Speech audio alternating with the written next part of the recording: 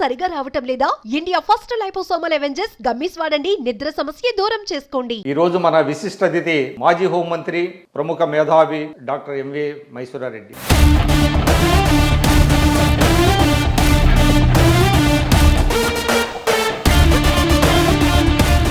6 నెలలు అయిందండి కూటమి ప్రభుత్వం. మీ యొక్క అభిప్రాయం ఏంటి?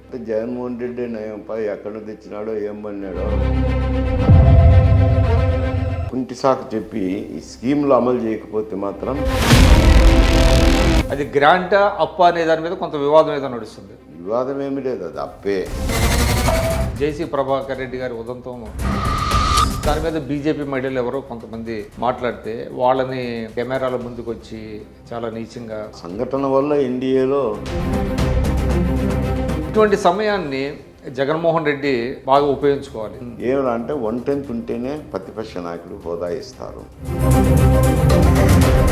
అమరావతి రాజధాని అనేది చంద్రబాబు నాయుడు గారు చాలా స్పష్టంగా ఎన్నికల ముందు చెప్పారు. ఏమిటి దానివల్ల వచ్చే ఆదాయం ప్రభుత్వానికి రాదు. పవన్ కళ్యాణ్ గారు పనితీరు ఎలా ఉంది? గాడిద గుర్రం ఒకటే అని అంటారు చూడండి.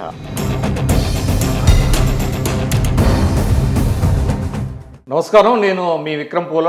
ఈరోజు మన విశిష్ట అతిథి మాజీ హోంమంత్రి, ప్రముఖ మేధావి, మాజీ రాజ్యసభ సభ్యులు doctor MV Mysura Reddy. Doctor MV Mysura Reddy గారు ప్రత్యక్ష రాజకీయాల్లో లేరు, అయినప్పటికీ కూడా రాజకీయాల గురించి ఆయన విశ్లేషణ అందిస్తున్నారు. ఒక ఇన్ఫ్లుయెన్సర్గా ఆయన ప్రస్తుతం ఆంధ్రప్రదేశ్, అదేవిధంగా జాతీయ రాజకీయాల్లో తనదైనటువంటి శైలిలో అనేక అంశాల మీద తన విశ్లేషణ అందిస్తున్నారు.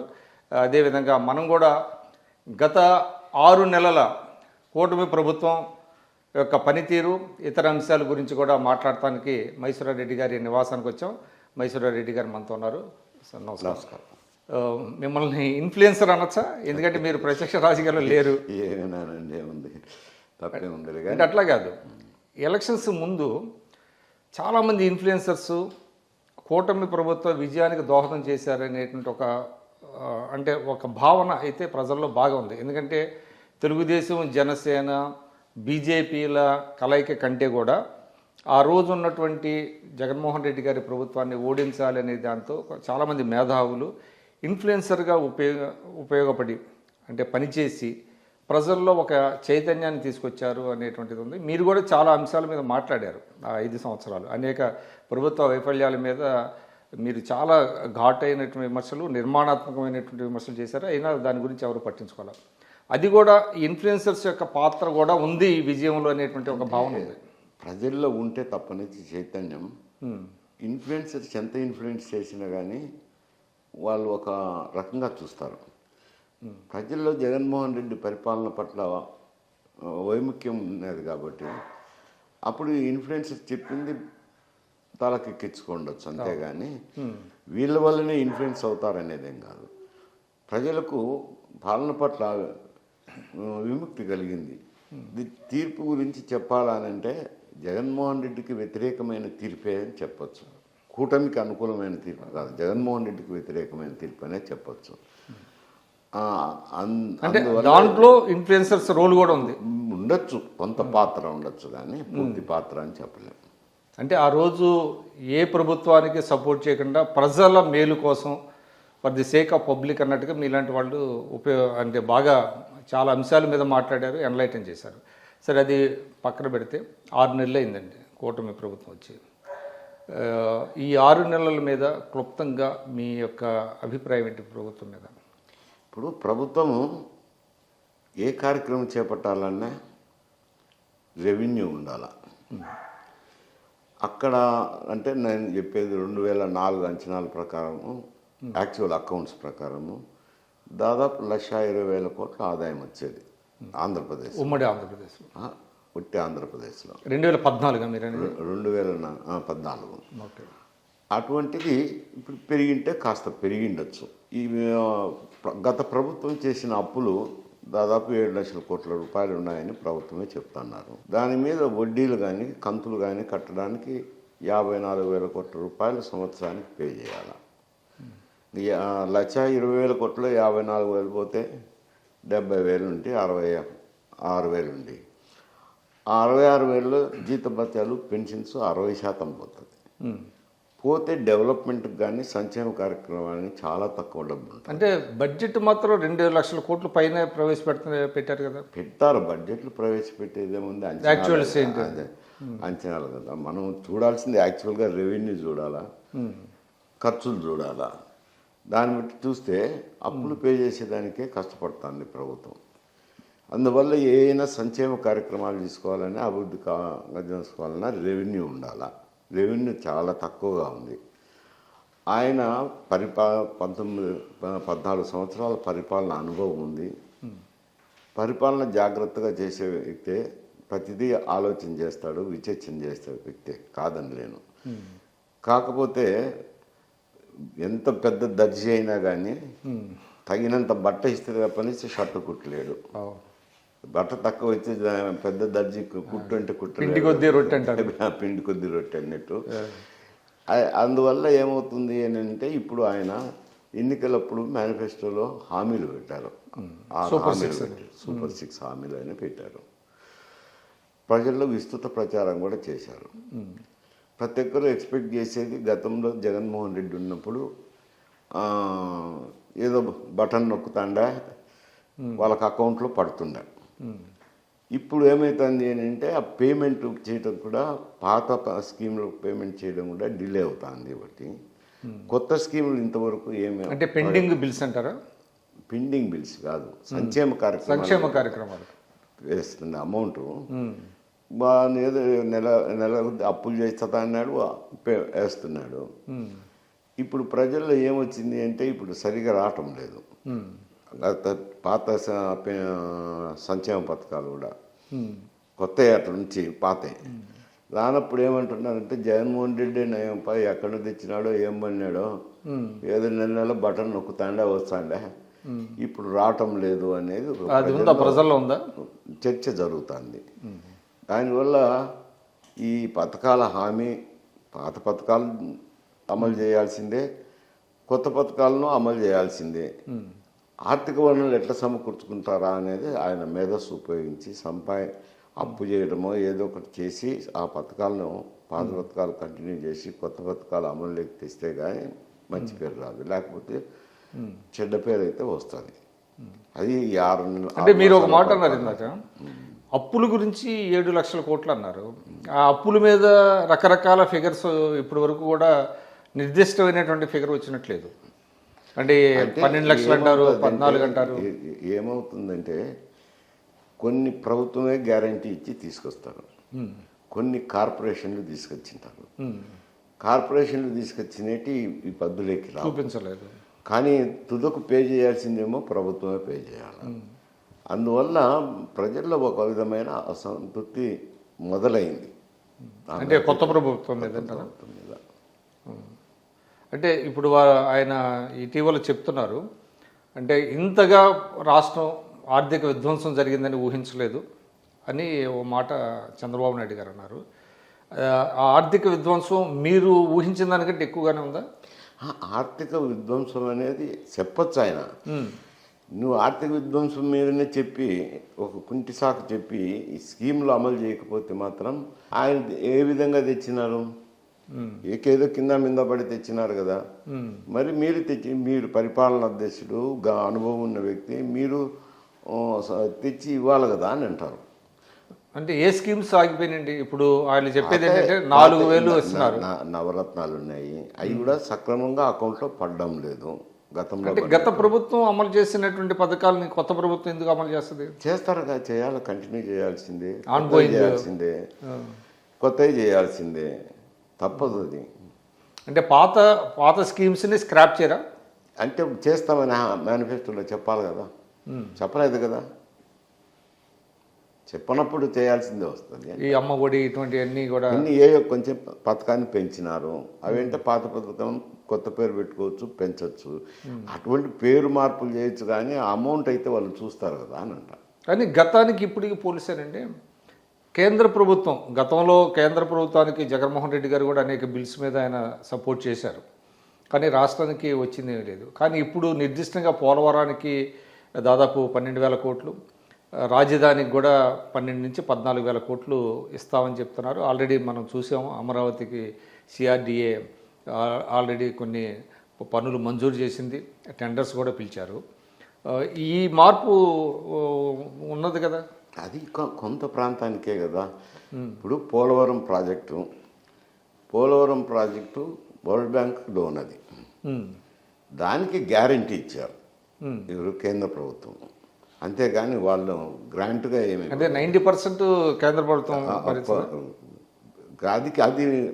పోలవరంకు సంబంధించి సిఆర్డిఏకు అమరావతి నిర్మాణానికి ఇచ్చినారు. దాని ఆధారం చేసుకొని నిర్మాణం పనులు అవి ఏదో మొదలు పెడుతున్నారు.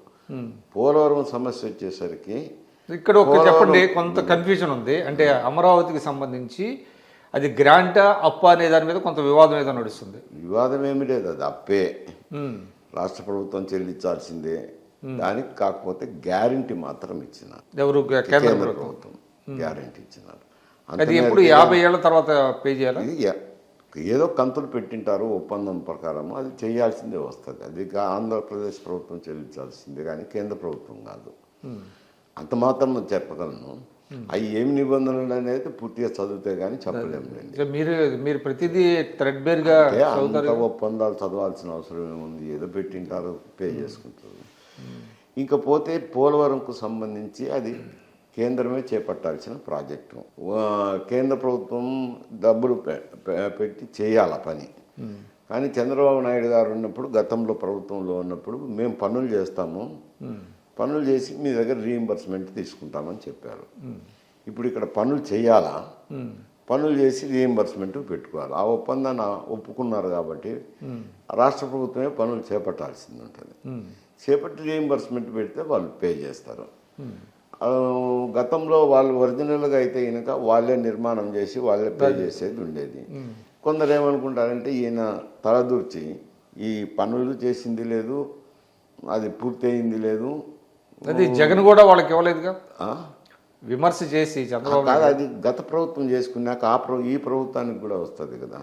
ఒక ప్రభుత్వం చేసుకున్నాక అది కంటిన్యూస్ ప్రాసెస్. అది చంద్రబాబు నాయుడు ప్రభుత్వం, జగన్మోహన్ రెడ్డి ప్రభుత్వం అందరూ పరిపాలించే వాళ్ళు ఆంధ్రప్రదేశ్ ప్రభుత్వం అవుతుంది.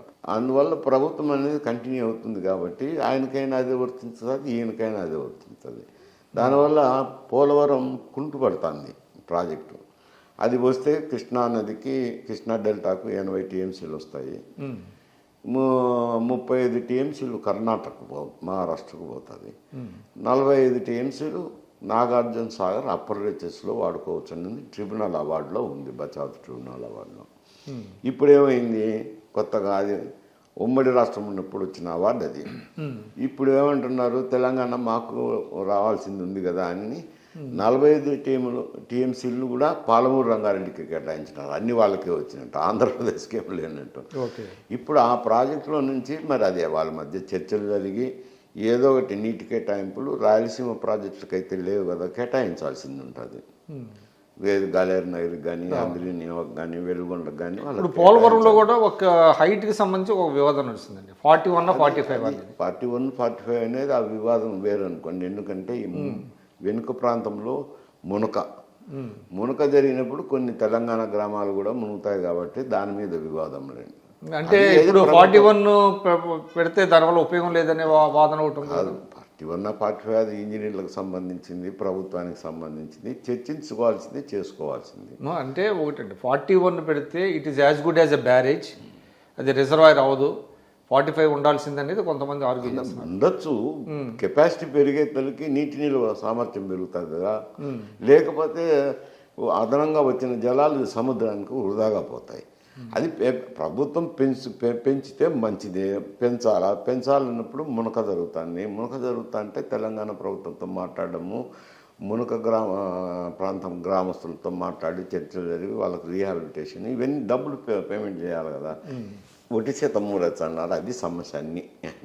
అన్ని సమస్యలు. సో 41 కానీ 45 కానీ అసలు అక్కడ పేమెంట్ జరిగి రీహాబిలిటేషన్ చేస్తే నువ్వు ప్రాజెక్ట్ హైట్ పెంచుకోవచ్చు. సో ఇంకోటి అండి, అంటే కొంత గుణాత్మకమైనటువంటి మార్పు, అంటే లా అండ్ ఆర్డర్ కావచ్చు, తర్వాత సోషల్ మీడియా యాక్టివిస్టులు, దీనికి సంబంధించి కొంత ఏమైనా కనపడుతుందా రాష్ట్రంలో? కొంత మీరు హోమ్ మినిస్టర్గా కూడా పనిచేశారు. లా అండ్ ఆర్డర్ ఏమన్నా ఒక గాడిలో పడినట్టుగా అనిపిస్తుందా? అంటే లా అండ్ ఆర్డర్ సమస్యలు అంటే ఈ లా అండ్ ఆర్డర్ అన్నీ పూర్తిగా అన్నీ లా అండ్ ఆర్డర్కి సంబంధించిన సమస్యలే, స్పోరాడిక్ ఇన్సిడెంట్స్ అంతేగాని రాష్ట్రం అంతా ఒకటే రకంగా సమస్య లేదు కదా. అక్కడ హింసాత్మక ఘటనలు జరిగినాయి. అవి కొత్త ప్రభుత్వం వచ్చినాక గతంలో ప్రభుత్వంలో ఉన్నప్పుడు వాళ్ళ అనుమానాలు చేసింటారు. ఇప్పుడు కొత్త ప్రభుత్వం వచ్చినాక మా ప్రభుత్వం కొన్ని చోట్ల జరుగుతాయిలేండి, సహజంగా జరుగుతాయి. జరిగినప్పుడు వాటిని కొంచెం ప్రభుత్వం జాగ్రత్త ఇచ్చి డీల్ చేయాల్సింది ఉంటుంది. అవి కొంచెం తెలుగుదేశం వాళ్ళు ఎక్కువ చేసినారని చెప్పి అపవాదం అయితే ఉంది. ఇప్పుడు ఇంకోటి అండి, ఆ కూటమిలో కొంచెం లోకలోకలు మొదలవుతున్నట్టుగా ఉంది. ముఖ్యంగా మీ ప్రాంతానికి చెందినటువంటి, అంటే అనంతపురం జిల్లా చెందినటువంటి జేసీ ప్రభాకర్ రెడ్డి గారి ఉదంతం తాజాగా చూసినట్లయితే ఆయన ఒక కార్యక్రమాన్ని చేపట్టారు. న్యూ ఇయర్ రోజున మహిళలకి ప్రత్యేకంగా ఒక కార్యక్రమం. దాని మీద బీజేపీ మహిళలు ఎవరో కొంతమంది మాట్లాడితే వాళ్ళని కెమెరాల ముందుకు వచ్చి చాలా నీచంగా దుర్భాషలు ఆడటం, ఇదంతా చూసినట్లయితే ఈ ఎన్డీఏలో ఏమన్నా ఇబ్బందులు ఎదురయ్యే పరిస్థితులు ఉన్నాయంటారా? అంత ఆ సంఘటన వల్ల ఎన్డీఏలో ఇబ్బందులు వస్తాయి అనుకోవటం లేదులే. ఎందుకంటే కూటమి ఏర్పడినది వేరు సమస్య. అప్పుడు జగన్మోహన్ రెడ్డి గారు కేంద్ర ప్రభుత్వానికి అయితే సంపూర్ణంగానే మద్దతు ఇస్తాన్నారు. ఆయన కారణాలు ఏవైనా ఉన్నాయి, వివిధ కారణాలతో ఆయన ఇవ్వక తప్పని పరిస్థితుల్లో ఇస్తున్నారు. ఇచ్చేటప్పుడు పవన్ కళ్యాణ్ బీజేపీ మారు కూటమిగా ఏర్పడినారు. ఏర్పడిన తర్వాత ఇక్కడ ఆంధ్రప్రదేశ్లో ఉన్న పరిస్థితులను దృష్టిలో పెట్టుకొని పవన్ కళ్యాణ్ తెలుగుదేశంతో జాయిన్ అవ్వాలనేది బాగా ఇక్కడి నుంచి అయినా కానీ రెండు పార్టీల నుంచి ఉన్నది. ఎందుకంటే జగన్మోహన్ రెడ్డి నుంచి వ్యతిరేకమైన ఓటు చీలకూడదనే అభిప్రాయంతో ఇద్దరు ఒకటి కావాలన్నప్పుడు అక్కడ కూటమిలో ఉన్నాడు కాబట్టి వాళ్ళను నచ్చజెప్పి తీసుకొచ్చినప్పుడైతే వాళ్ళు ముభావంగానే వచ్చి చేరినారు. పెద్ద ఉత్సాహంగా ఉండాలనే తపనతో కాకుండా ఏదో రిలక్టెంట్గా వచ్చినారు. వచ్చిన తర్వాత ఎన్నికలు అయిపోయినాక ఇక్కడ 20 ఎంపీ సీట్లు వచ్చినాయి. అక్కడ కేంద్ర ప్రభుత్వంలో ఎన్డీఏ కూటమికి 40 సీట్లు తక్కువ వచ్చాయి. నితీష్ రావడంతో ఇతర రీజనల్ పార్టీస్ మీద ఆధారపడాలా. వాళ్ళకు ఒరిజినల్గా అండర్స్టాండింగ్ ఉంది ఇక్కడ తెలుగుదేశము జనసేనతో ఉన్నది కాబట్టి ఆ 20 సీట్లను వాళ్ళకి మద్దతు తెలిపినారు. అలాగే నితీష్ కుమార్తోనూ ఎన్నికల ముందే ఒప్పందం కాబట్టి వాళ్ళు చేరడంతో ఇప్పుడు ఆడ ప్రభుత్వం మెజారిటీకి ఈ రెండు రాష్ట్రాల ప్రాంతీయ పార్టీలు అవసరం. అందువల్ల ఇప్పుడు బాగానే ఉంది.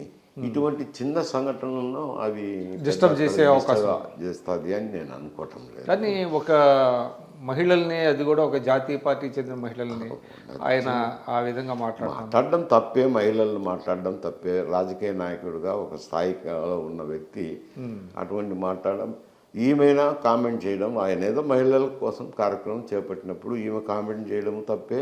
ఆయన ఇంకా కొంచెం ఎక్కువ స్థాయిలో రియాక్ట్ అవ్వడం అంటే పార్టీ పరంగా రియాక్ట్ అయితే పర్లేదు, కానీ ఇండివిజువల్గా రియాక్ట్ అవుతున్నారు. ఇటీవల కాలంలో ఒకప్పుడు ఏదంటే పార్టీ ఆదేశిస్తే ప్రెస్ కాన్ఫరెన్స్లు పెట్టే ఆర్వాయితీ ఉండేది, మీకు తెలుసు.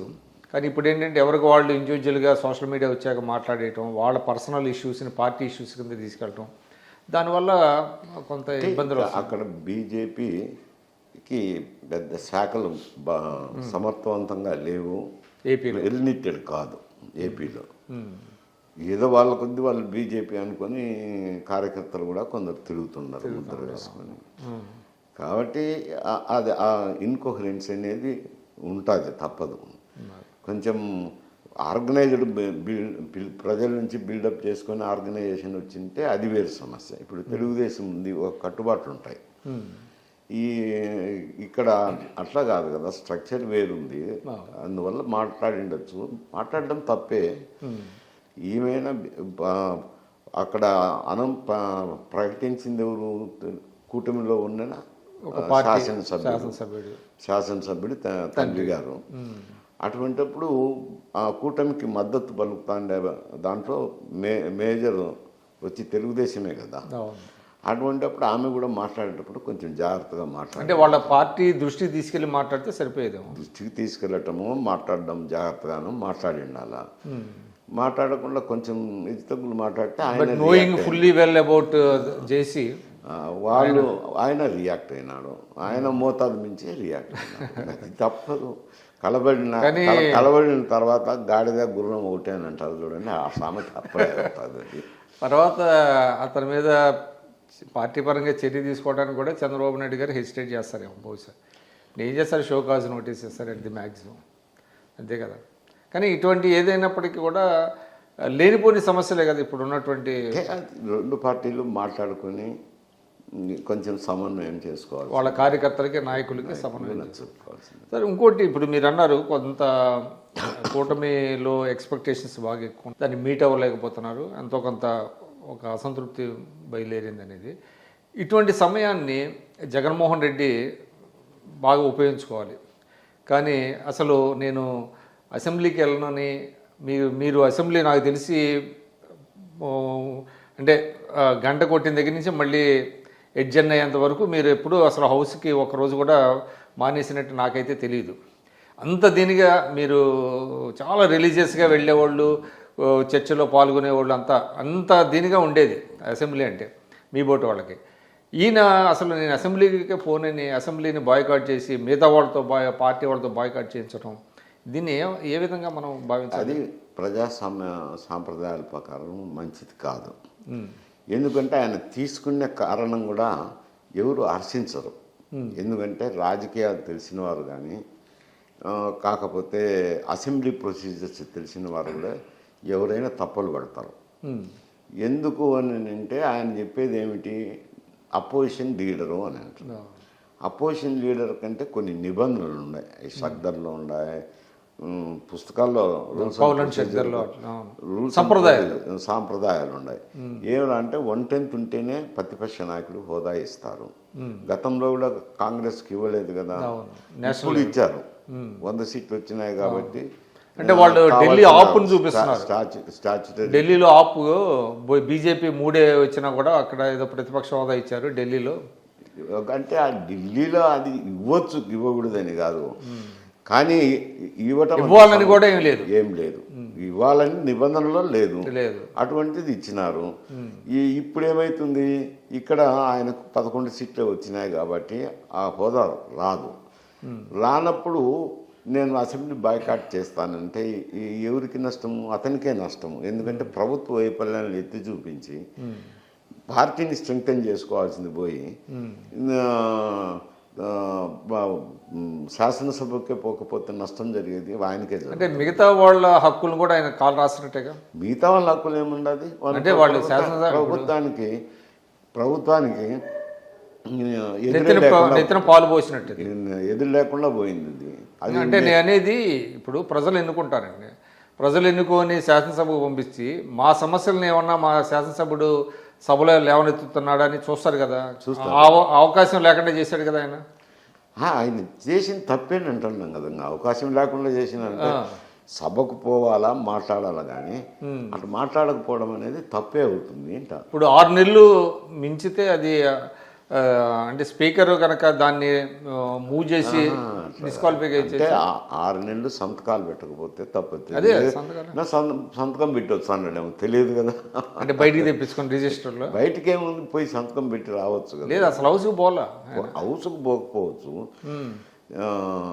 రిజిస్టర్ పక్కన ఉంటుంది కదా, హౌస్ బయట ఉంటుంది కదా. అది ఉందా అట్లాంటిది? పెడతారు కదా సంప్రదాయం.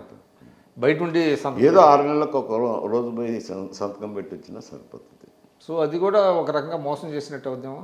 మోసం అంటే నేనేం చెప్తాను, ప్రజల్ని అంటే ఇప్పుడు సాంప్రదాయము తప్పుడు సాంప్రదాయం మీరు అన్నట్టుగా బ్యాడ్ ప్రెసిడెంట్స్ కింద. ఇప్పుడు ఎవరో కొందరు సంతకాలు పెట్టి వెళ్ళిపోతూ ఉంటారు, ఇటు అటు తిరుగుతుంటారు. అది అందరినీ హర్షించదు కదా. అందులో ఒక పార్టీకి నాయకుడిగా ఉండి, ఒక ముఖ్యమంత్రిగా ఉండి అటువంటి పని చేయడం తప్పు. చాలామంది బంట్రోతులతో రిజిస్టర్ తెప్పించుకొని సంతకం పెట్టి అటు నుంచి అటు వెళ్ళిన చాలా మంది కాదు, అడిగిపోయి సంతకం పెట్టిపోతుంటే వెళ్ళిపోయిన వాళ్ళు చాలామంది ఉన్నారనుకుంటే. కానీ ఇప్పుడు ప్రజల అటెన్షన్ బాగా పెరిగిందండి. పైగా మీకు ఏంటి లైవ్ ప్రోగ్రామ్స్ వస్తున్నాయి, టెలికాస్ట్ అవుతున్నాయి, ఎవరు ఎలాగ మాట్లాడుతున్నారు, ఎలా బిహేవ్ చేస్తున్నారు, సభకు వచ్చాడా లేదా అనేది ప్రజలకు తెలుస్తుంది. చూస్తున్నారు, అబ్జర్వ్ చేస్తున్నారు. చెడ్డు పేరే వస్తుంది అని చెప్తున్నాను కదా, ఆయనకేం మంచి పేరు రాదు బాయ్కాట్ చేసింది అన్న కారణం ఇది చూపించినా అది అంత మంచి కారణం కాదు అంటాను. తర్వాత అండి ఇప్పుడు కూటమిలో అంటే ఎస్పెషల్లీ తెలుగుదేశం పార్టీ అఫైర్స్ మనం చూసినట్లయితే చంద్రబాబు నాయుడు గారు ఏమంటున్నారంటే నేను కక్ష సాధించే పద్ధతి నాకు లేదంటున్నారు. కానీ వాళ్ళ కార్యకర్తలు మాత్రం చాలా అంటే వాళ్ళని ఏం చేశారు, వీళ్ళని ఎందుకు వదిలేస్తున్నారు, గతంలో అవినీతి అధికారులకి మళ్ళీ అందరం ఎక్కిస్తున్నారు, ఇట్లాంటి అనేక రకరకాలుగా సోషల్ మీడియాలో బాగా కొంత అంటే ఆవేదన వెళ్ళగక్కుతున్నారు. మేము ఆశించింది ఇది కాదు అన్నట్టుగా ఉంది. అంటే మీరు చెప్పండి, అంటే చంద్రబాబు నాయుడు గారి అప్రోచ్ అంటే పరిపాలన కాదు, ఇటువంటి వాళ్ళని గతంలో తమ కార్యకర్తల మీద అక్రమ కేసులు బనాయించడం కానివ్వండి, జైలుకి పంపించడం కానివ్వండి, ఇటువంటి కేసుల్లో ఆయన అప్రోచ్ కరెక్ట్గానే ఉందంటారా? అంటే అప్రోచ్ అంటే ఇప్పుడు వాళ్ళు కొంచెం ఓవర్ డూయింగ్ చేశారు తెలుగుదేశం కార్యకర్తల మీద, అధికారం ఉంది కాబట్టి. ఇప్పుడు వీణ కూడా ఆ పద్ధతిలో మమ్మల్ని ప్రోత్సహించాలనేది ప్రజల్లో ఉంటుంది. ప్రజల్లోనా కార్యకర్తల్లోనా? కార్యకర్తలు అనుకోండి, ప్రజలంటే. ఈయన ఆ మాదిరి ప్రోత్సహించకపోతే ఏమవుతుందంటే కార్యకర్తలు నైరాశ్యం లేకపోతారు కదా, అది చూసుకొని బ్యాలెన్స్ చేసుకొని పోవాలి. ఆయన కూడా చాలా నేను నిక్కచ్చిగానే ఉంటాను, అటువంటి పనులు చేయకూడదు, కక్ష సాధింపు చర్యలు చేయకూడదు అని మడిగట్టుకొని కూర్చుంటే కొంచెం వాళ్ళ కార్యకర్తల్లో నైరాశ్యం వస్తుంది. కానీ ఇప్పుడే చాలా మంది మీద కేసులు పెట్టారు. ఇప్పుడు చూస్తున్నాం మనం కొంతమంది మీద, అంటే చెప్పకనే చేస్తున్నట్టుగా ఉందా? అట్టని కాదు, కేసు వచ్చి నాకు పెడతారు కదా, సోషల్ మీడియా బుద్ధి పుట్టినట్టు చేస్తే కేసులు ఏమో వస్తాయి కదా, తప్పదు కదా. అంటే ఆ విషయంలో గతంలో సొంత చెల్లెల మీదే జగన్మోహన్ రెడ్డి ఇలాంటి సోషల్ మీడియాలో పెట్టించడం, పోస్టింగ్లు పెట్టించడం ఎంకరేజ్ చేశారనే మాట కూడా ఒకటి ఉందండి. అది కూడా కొంత అతనికి బాగా నెగిటివ్గా పనిచేసినట్టుంది ఎన్నికల్లో. ఇక అటువంటివన్నీ అనేది కాదు, ఎన్నో అంశాలు కూడి చేస్తారు. ఒక సోషల్ మీడియా ఒక్కటే ఇన్ఫ్లుయెన్స్ చేస్తుంది అనేటంటే అది తప్పే. కుటుంబ సభ్యురాలు చెల్లెలు మీరు పెట్టడం అనేది తప్పని ఎవరు హర్షించరు కదా. ఇప్పుడు ఇంకోటండి, మీ మిత్రులే రాజశేఖర రెడ్డి గారి సోదరులు, ఆయన మర్డర్ కేసు మళ్ళీ ఇప్పటి వరకు కూడా ఇంకా లేదనే, అది కూడా కొంత వివేకానంద రెడ్డి గారి మర్డర్ కేసులో కొంత పురోగతి లేదు అనేటువంటి అసంతృప్తి కూడా తెలుగుదేశం పార్టీ శ్రేణుల్లో కనపడుతుంది. అక్కడక్కడ మాట్లాడుతున్నారు చాలామంది. ఏంటంటారు కారణం? అంటే అక్కడ సిబిఐ ఎంక్వైరీ చేయాలా, అప్పుడు సిబిఐ ఎంక్వైరీ చేసేదానికి రాష్ట్ర పోలీసు యంత్రాంగమే సహకారం అందించలేదు గతంలో ఏది జగన్మోహన్ రెడ్డి ప్రభుత్వం.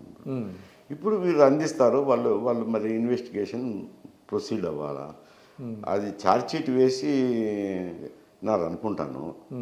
ప్రొసీడ్ అయ్యేదానికి ఏం లేదేమో, ఆ ఛార్జ్షీట్ మీద కేసు నడవాలి, కేసు విచారణ జరగాలి. అది సార్ ఇంకోటి, అమరావతి రాజధాని అనేది చంద్రబాబు నాయుడు గారు చాలా స్పష్టంగా ఎన్నికల ముందు చెప్పారు. ప్రజలు ఆమోదం లభించిందని అనుకోవాలి, ఎందుకంటే అధికారంలోకి వచ్చింది కాబట్టి.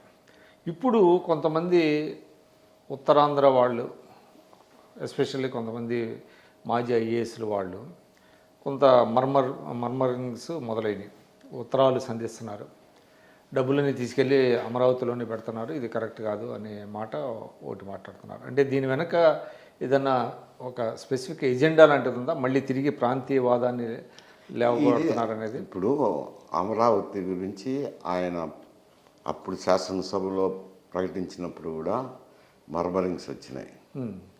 సరే, తర్వాత అధికారం నుంచి ఆయన దిగిపోయినాక 3 రాజధానులను చేశారు. ఒకటేమో విశాఖపట్నంలో అడ్మినిస్ట్రేటివ్ క్యాపిటల్, వీడు లెజిస్లేటివ్ క్యాపిటల్, న్యాయ రాజధాని అని పేరు పెట్టారు. న్యాయ రాజధాని మీద కూడా ఎవరు సంతృప్తి చెందలేదు రాయలసీమలో. న్యాయ రాజధాని ఉంది, ఒక హైకోర్టు ఇచ్చి న్యాయ రాజధానిని పెట్టినామని చెప్పడం చాలా అన్యాయం, రాయలసీమకు అన్యాయం అనేది అప్పుడు కూడా జరిగింది. ఇప్పుడు కూడా రాయలసీమలో కూడా ఉంది అది అమరావతి అంటే ఎవరికి ఇష్టం లేదు. మళ్ళా ఆడ 10,000 కోట్ల రూపాయలు నువ్వు అప్పు తెచ్చి కట్టినా కానీ ఆ అప్పు పే చేయాల్సింది ఎవరు? మళ్ళీ అన్ని ప్రాంతాలలో పే చేయాల్సిందే కదా. మేము ఎందుకు చేయాలా? అది ఒక ప్రాంతానికి సంబంధించింది. అందులో ఆ ప్రాంతం అంతా ఒక కులస్తులకు సంబంధించింది అనేది అపవాదం ఉంది. అందువల్ల ఎవరికి ఇష్టం లేదు, అటు రాయలసీమ వారికి కానీ నార్త్ కోస్టల్ ఆంధ్ర వారికి కానీ ఇష్టం లేదు. ఆయన అప్పుడు చర్చించి ఏదన్నా నిర్మాణం చేసింటే శివరామకృష్ణ కమిటీ వేసినప్పుడు ఈ స్థలం పనికిరాదని కూడా చెప్పినారు. ముప్పు అవుతుంది, ఇది పనికిరాదు, ఇది దొనకొండ అయితే బాగుంటుంది, గవర్నమెంట్ స్థలాలు ఉన్నాయనేది కూడా సూచనప్రాయంగా చెప్పినారు. దొనకొండలో పెట్టింటే ఎటువంటి సమస్య లేదు, ప్రాంతీయతత్వం వచ్చేది కాదు, భూమి ఉండేది, ఆయన ఈజీగా డెవలప్ చేసుకునే దానికి ఉండేది. అది వదిలేసి వివిధ కారణాలు, ఆయనకున్న కారణాలతో ఇక్కడ తీసుకొచ్చి పెట్టినప్పుడు అప్పుడు కూడా రియాక్షన్ వచ్చింది, పెట్టినప్పుడు కూడా రియాక్షన్ వచ్చింది.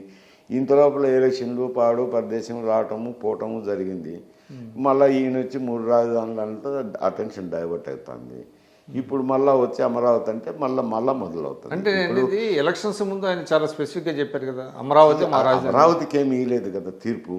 అది తీర్పు ఆయనకైతే ఏది ఇవ్వలేదు, ఆయన సంక్షేమ పథకాలకు కానీ ఆయన అమరావతికి కానీ ఇవ్వలేదు. అది జగన్మోహన్ రెడ్డి వ్యతిరేకమైన తీర్పు అని చెప్పాను. అంటే అది మీరు చెప్పేది మామూలు, కానీ సాంకేతికంగా గెలవటం అంటే అది అమరావతి కోసం ఓట్లు వేసినారు అనేది అయితే అది అక్కడ జరిగిండొచ్చు, కృష్ణా గుంటూరులో జరిగింది. రాయలసీమలో అయితే అమరావతి కోసం అంటే చంద్రబాబు నాయుడు గారు చాలా స్పష్టంగా అంటే క్యాపిటల్ ఓరియంటెడ్ ఎకానమీని నేను సృష్టిస్తాను, అదే క్యాపిటల్ ఓరియంటెడ్ ఎకానమీ. ఏమిటి ఇప్పుడు హైదరాబాద్లో నేను డెవలప్ చేసినాను అంటాడు, హైటెక్ సిటీని. దానివల్ల ఏముంటాయి, ఐటీ ఇండస్ట్రీనే వస్తుంది, ఫార్మస్యూటికల్ ఇండస్ట్రీస్ ముందు నుంచి ఉన్నాయి.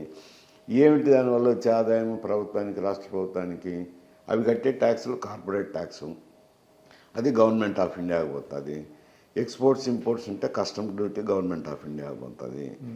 సెంట్రల్ జిఎస్టీ గవర్నమెంట్ ఆఫ్ ఇండియాకి పోతుంది. స్టేట్ జిఎస్టీ ఏ రాష్ట్రంలో అమ్మితే ఆ రాష్ట్రంలోకి పోతుంది. అంటే యువతకి ఉద్యోగ ఉపాధి యువతకి రకరకాల ఉద్యోగ అవకాశాలు వస్తాయి. అంతేగాని ఒక ప్రాంతానికి అనేది ఏముంది, ఇక్కడ ఐటీ ఇండస్ట్రీలో రకరకాల ప్రాంతాల వాళ్ళు వచ్చినారు, చేరుకున్నారు. వాళ్ళ ఉద్యోగ అవకాశాలు కల్పించేది వేరు, ఈ ప్రాంతంకు అభివృద్ధి అనేది గొప్పలు చెప్పుకునేది. అది భాగం అభివృద్ధిలో ఒక భాగమే కానీ పూర్తి అదే కాదు కదా అంట. అంటే పదార్థంలో చక్కెర వేస్తే తీపిగా ఉంటుంది, తీపి తినాలనిపిస్తుంది. ఒట్టి చక్కెర తినమంటే తింటావా? అట్లుంటుంది తింటారు. సో అంటే వాళ్ళ అమరావతి నిర్మాణానికి కూడా భవిష్యత్తులో కొంచెం సమీప భవిష్యత్తులో కొంచెం ఇబ్బందులు వచ్చే అవకాశం ఉందంటారు. డెఫినెట్గా వస్తుంది, అమరావతి వల్ల సమస్య వస్తుంది ఇంత. ఇప్పుడు ఎందుకంటే మేము కూడా ఆలోచన చేసాం, రాయలసీమ ప్రాంత వాసుల రాయలసీమ ప్రాంతంలో జరిగే కార్యక్రమాలు కానీ ఏం జరగటం లేదు కదా, నీటిపారుదల ప్రాజెక్టులే కానీ అభివృద్ధి కార్యక్రమాలు ఏవి జరగటం లేదు. క్యాపిటల్ విషయంలోనూ అన్యాయం జరుగుతుంది, ప్రతి ఒక్కటి అన్యాయమే జరుగుతున్నప్పుడు దాని విషయం గురించి కొందరు ఆలోచన చేశాం. కొందరు మాట్లాడుతున్నారు అనుకోండి, కొన్ని ఆర్గనైజేషన్స్, కొందరు కూర్చొని ఆలోచన చేసినప్పుడు గతంలో ఏంటంటే కొంత మొదలు పెట్టాలని చెప్పి ఆలోచన చేశాం. జగన్మోహన్ రెడ్డి ఉన్నప్పుడు కూడా చేసినప్పుడు ఆ కరోనా వచ్చింది. తీరా జిల్లాలు పర్యటించాలనుకొని మన పర్యటన కార్యక్రమాలు కూడా ఏర్పాటు చేసుకున్నప్పుడు కరోనా వచ్చింది. అది కరోనా సంవత్సరం 2 సంవత్సరాలు పోయింది. 2 సంవత్సరాలు పోవడంతో ఎన్నికల సంవత్సరం వచ్చింది. ఎన్నికల సంవత్సరంలో పెడితే తీరా ఎన్నికలు వచ్చినప్పుడు పెడితే బాగుండదు కదా అని అప్పుడు వద్దనుకొని నేను అనుకున్నాము. ఇప్పుడు ప్రభుత్వం మారినప్పుడు ఇప్పుడు మొదలు పెట్టినాం అనుకోండి, చూడబ్బా నేను వచ్చి రాకముందే మొదలు పెట్టినారు, జగన్మోహన్ రెడ్డి ఉన్నప్పుడు అంతా ఊరుకున్నారని అపవాదేస్తారు. మళ్ళీ దానికి ఎక్స్ప్లెనేషన్ చెప్పుకోవాలా. అందుకని 1 సంవత్సరం ఆగి చూద్దాము. ఏం కొంపలంటకపోవు కదా, అమరావతిని నిలగట్టలేరు కదా, ఏది ఒక 6 మాసాల్లో. అంటే రాయలసీమలో కనుక నిర్దిష్టమైనటువంటి అభివృద్ధి పనులు చేపట్టకపోతే మీరు ఏదన్నా కార్యాచరణ డెఫినెట్గా ఉంటుంది. ఇంకా ఇప్పుడు ఇతూరి కార్యాచరణ వచ్చిందంటే ప్రత్యేక రాయలసీమే వస్తుంది. తర్వాత అంటే మీరు ఇందాక అన్నారు, అంటే చంద్రబాబు నాయుడు గారు 14-19 మధ్యకాలంలో సాగునీటి ప్రాజెక్టుల మీద మొత్తం 5 ఏళ్లలో 65,000 కోట్లు ఖర్చు పెడితే జగన్మోహన్ రెడ్డి గారు 19 నుంచి 24 మధ్యలో కేవలం 25,000 కోట్లు మాత్రమే ఖర్చు పెట్టాడు. అంటే అసలు ఏ ప్రాంతానికి ఆయన సాగునీటి రంగంలో న్యాయం చేసినట్టుగా కనపడతలా. దానికి మీరేమంటారు? ఇది నిజమే కదా, ఆయన ఓడిపోయిందే కారణం. అది ఒట్టి సంక్షేమ పథకాలను బటన్ నొక్కి సంక్షేమ పథకాలు ఇస్తానని నేను గెలుస్తానని అనుకున్నారు. ఒట్టి సంక్షేమ పథకాల వల్లనే గెలవలేరు అనేది ప్రజలు నిరూపించినారు కదా. అభివృద్ధి కూడా చేయాలా, సంక్షేమంతో పాటు అభివృద్ధి కూడా చేయాలనే దానికే కదా. అంటే ముఖ్యంగా రాయలసీమ ప్రాంత బిడ్డగా ఉండి ఆయన తన సొంత ప్రాంతానికి కూడా కేవలం అక్కడ కూడా పులివెందులు కూడా ఆయన డెవలప్ చేయలేదు అనే మాట ఒకటైతే ఉంది. ఇప్పుడు గాలేరు నగిరే ఉంది, ఈ పంట సరళాయ సాగర్కు నీళ్లు పెడుతున్నారు, గండికోటలో నీళ్లు ఉంటున్నాయి, మూడు ప్రాజెక్టులో నింపుతున్నారు. కానీ అవన్నీ ఏం ఉపయోగం లేదు. ఒకటైతే సర్వరాయ సాగర్ అయితే భారతీయ సిమెంట్స్కి నీళ్లు కొట్టుకుంటున్నారు సర్వరాయ సాగర్ నుంచి. రైతులకు పొలాలకైతే నీళ్ళు పిల్ల కాలువలు తీసి ఇవ్వాలి కదా, పంట కాలువలు చేయలేదు కదా. చేయలేదనే కదా మేము చెప్తుండేది. కాకపోతే ఎందుకు మాట్లాడంటే ఈ కరోనా రావటము ఇవన్నీ అంటే మీరు అన్నారు తగిన కార్యాచరణ అంటే చేపట్టక ముందు సీఎం గారిని కలిసి చంద్రబాబు నాయుడు గారిని కలిసి ఏదైనా వినతి పత్రం లాంటిది రిప్రజెంటేషన్ ఇచ్చేటువంటి అవకాశం ఉందా? ఎవరు ఇస్తారు వినతి పత్రాలు ఇస్తే పట్టించుకుంటారా పోతారా? అది ప్రజల్లో నుంచి వచ్చినప్పుడు కానీ మేలుకోరు, తెలుసుకోవాలి వాళ్ళు అంట. అంటే మీ ప్రాంత ప్రజాప్రతినిధుల మీద కూడా కొంత ప్రెషర్ పెట్టాల్సిన అవసరం ఉంది కదా. పెడతారు, అన్నీ వస్తాయి ఏంట. కార్యాచరణ అమలు చేసినప్పుడు అన్నీ వస్తాయి, అన్ని సమస్యలు వస్తాయి ఏంట. సో అంటే వెయిట్ అండ్ వాచ్ లాగా ఉన్నారు మీరు. ఇంతే, కొంచెం సంవత్సర కాలం ఇవ్వాలనుకున్నాం, ఇచ్చినాక మొదలు పెడతాము. సో ఆయన కనుక తగిన న్యాయం చేయకపోతే న్యాయం చేస్తే ఎందుకు ఉంటుంది అవసరం. తర్వాత అంటే ముఖ్యంగా మంత్రివర్గ కూర్పు గురించి మీ ఇదేంటి? అంటే చాలామంది కొత్త వాళ్ళు ఉన్నారు, యువకులు ఉన్నారు చంద్రబాబు గారి క్యాబినెట్లో. గతంలో కంటే భిన్నంగా కొంత కనపడుతుంది. అంటే చాలామంది సీనియర్లని పక్కన పెట్టి ఆయన చాలామంది కొత్త వాళ్ళకి ఇచ్చాడు. దానివల్ల ఎట్లా ఉంది మంత్రివర్గం పనితీరు? ఇప్పుడు మంత్రివర్గం పనితీరు అనేది కాదు. ఇప్పుడు రీజనల్ పార్టీస్ ఎక్కడుండినా కానీ, వైఎస్ఆర్సీపీ కానీ, తెలుగుదేశం కానీ, ఇంకొక డిఎంకే కానీ, ఎక్కడ పోయినా రీజనల్ పార్టీస్లో చీఫ్ మినిస్టర్ ఆఫీసే ఆదేశాలే ఉంటాయి కానీ క్యాబినెట్కి ఏముండదు. ఎవరుండినా ఒక నిమిత్త మాత్రులు అంతే. అన్నీ మొత్తం ఇప్పుడు గతంలో ముఖ్యమంత్రుల దగ్గర ఒక సెక్రటరీ, ఏదో పిఏలు, 2 పిఏలు, ఒక పిఎస్ ఉంటాండ్రు.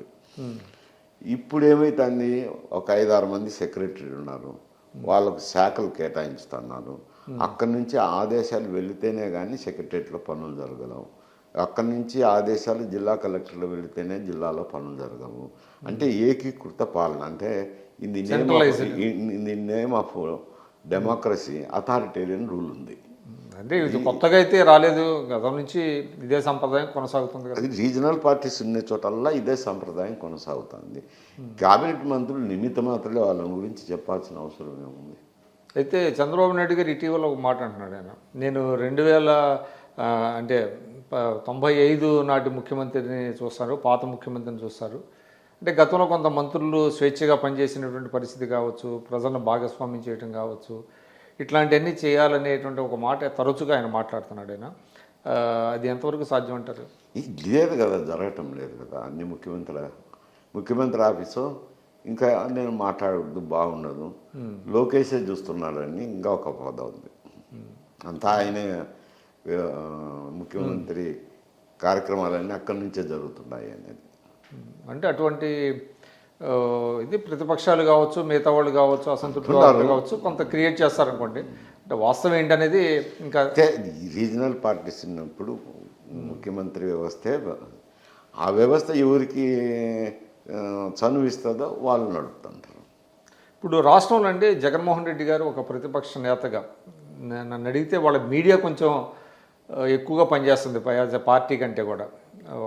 ఈ నేపథ్యంలో కమ్యూనిస్టులు ఉన్నారు, కాంగ్రెస్ పార్టీ ఉంది. కాంగ్రెస్ పార్టీ ఏమైనా బలోపేతం అయ్యే అవకాశం ఉందా షర్మిల గారి నేతృత్వం? ఇప్పుడు కాంగ్రెస్ పార్టీకి అయితే ఛాన్స్ ఉంది, ఉందా? వాళ్ళు చేసుకోగలిగితే.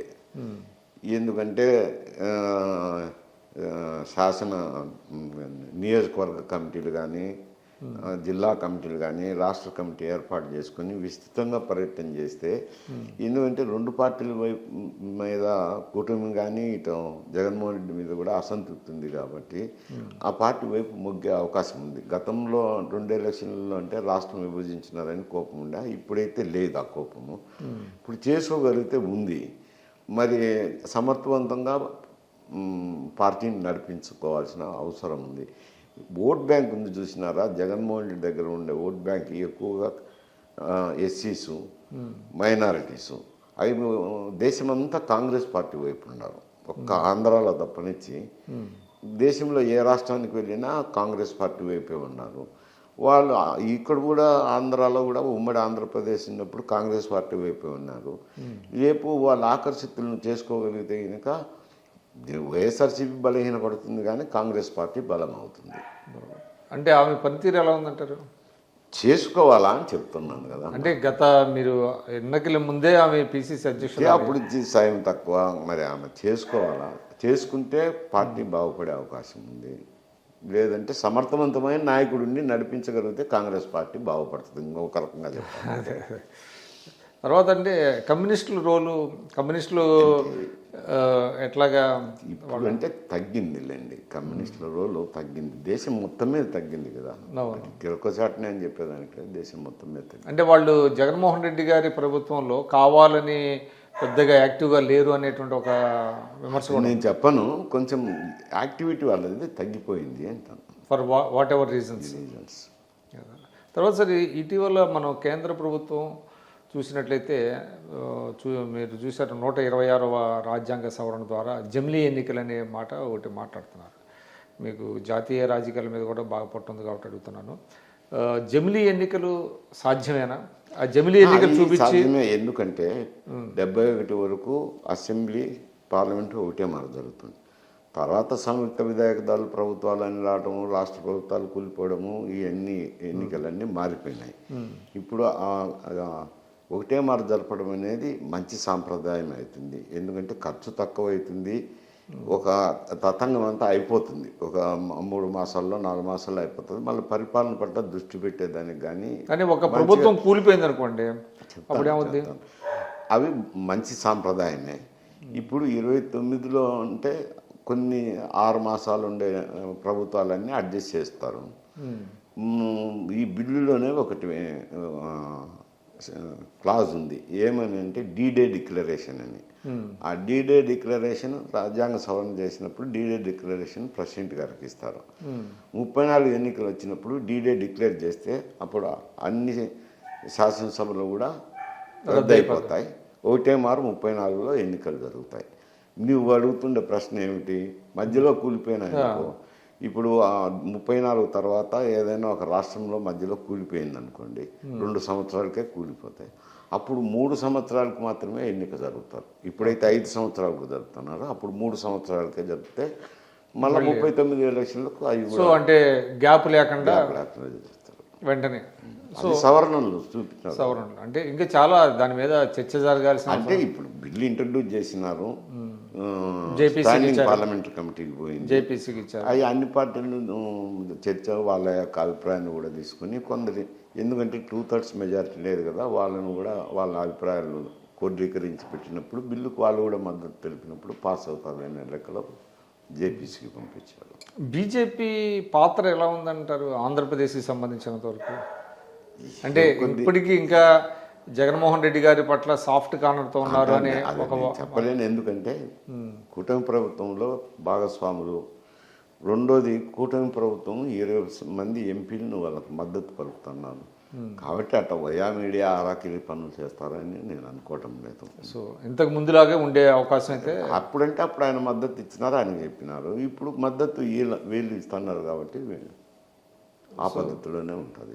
వైఎస్ఆర్సీపీ భవితవ్యం ఎలా ఉండే అవకాశం ఉందంటారు? ఆయన ఇదే కాంగ్రెస్ వైఎస్ఆర్సీపీ పడినప్పుడు ఎట్లుంటుంది, సస్టైన్ అవుతుందా పార్టీ? సస్టైన్ అవుతుందా? 5 ఏళ్ళు సస్టైన్ అవుతుందా అంటున్నా, నిలదొక్కుంటుందా? అదే చెప్తున్నాను కదా, కాంగ్రెస్ పార్టీ బలోపేతమైంది అనుకో, అతను వీకెండ్ అవుతాడు. కాంగ్రెస్ పార్టీ అట్నే సచిన్ బాయిలో ఉన్నదనుకో అతను తప్పకుండా ప్రతిపక్షంలో ఉన్నాడు కాబట్టి బలపడేదానికి అవకాశాలు మెండుగా ఉంటాయి. సో అంటే ఇంకోటండి, ఇప్పుడు జాతీయ స్థాయిలో కాంగ్రెస్ పార్టీ కనుక ఇతనితో సయోధ్య కుదుర్చుకోవాలనేటువంటిది ఏమైనా అట్లాగా ఉంటే కనుక జగన్మోహన్ రెడ్డి కాంగ్రెస్తో పొత్తు పెట్టుకునే అవకాశం ఉందా? చాలామంది రాష్ట్ర కాంగ్రెస్లో అటువంటి అభిప్రాయం ఉంది. కాదు కొంత, ఎందుకంటే అప్పుడు ఆయన అధిష్టానాన్ని ధిక్కరించే వచ్చినాడు. సోనియా గాంధీ అంటే అధిష్టానం అంటే సోనియా గాంధీ ముఖ్యమంత్రి పదవి అడిగినప్పుడు కొంత సమయం ఉంటుందిలే, చేద్దాంలే, అది ఏదో ఆమె నచ్చితే ఆ మాట వినకుండా ధిక్కార ధోరణితో వచ్చి పార్టీకి రాజీనామా చేసి కొత్త పార్టీ పెట్టుకొని చేసినాడు. ఆ మధ్య భేదాభిప్రాయాలు ఉన్నాయి. అవి వాళ్ళు ఇప్పుడు మర్చిపోయి మళ్ళీ రావాలా, ఇవన్నీ జరుగుతాయా అని అంటే మరి కాలమే నిర్ణయం. చాలామంది అంటే నేతలు చాలామంది ఒక్కోళ్ళు తనని విడిచేసి వెళ్ళిపోతున్నారు. గతంలో ఏదైనా పార్టీ ఓటమి చెందినా కూడా నాయకులు అట్టు పెట్టుకుని ఉండేవాళ్ళు. ఇప్పుడు మరి నాయకత్వం మీద నమ్మకం ఉండాలి కదా. అప్పుడు ఎవరిని మంత్రులను కానీ శాసనసభ్యులు కానీ కలవకపోయినారు, ఓడిపోయేసరికి వాళ్ళ బాధ వాళ్ళకు ఉంటాయి. వాళ్ళ యొక్క ఇంత ముందు పాత మాదిరి రాజకీయాలు లేవు. ఇప్పుడు ధన రాజకీయం వచ్చింది. ఇప్పుడు గతంలో మీరు ప్రతిపక్షంలో కూడా ఉన్నారు. ధన రాజకీయం వచ్చింది.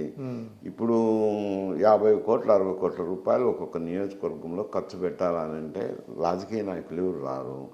బిజినెస్ పీపుల్, రియల్ ఎస్టేట్లో, కాంట్రాక్టర్లో, ఇండస్ట్రియలిస్ట్లో ఇటువంటి వాళ్ళు అంతా వస్తున్నారు. వాళ్ళు వాళ్ళ యొక్క అవకాశాలను చూసుకుంటూ ఉంటారు కదా.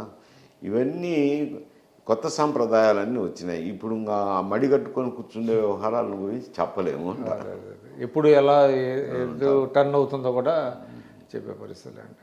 ఇక చివరిగా చెప్పండి, మీరు చాలా చురుకైనటువంటి రాజకీయ నాయకులు, దాదాపుగా 1975-76 నుంచి దాదాపుగా 2012-14 వరకు మీరు చాలా చురుగ్గా ఉన్నారు.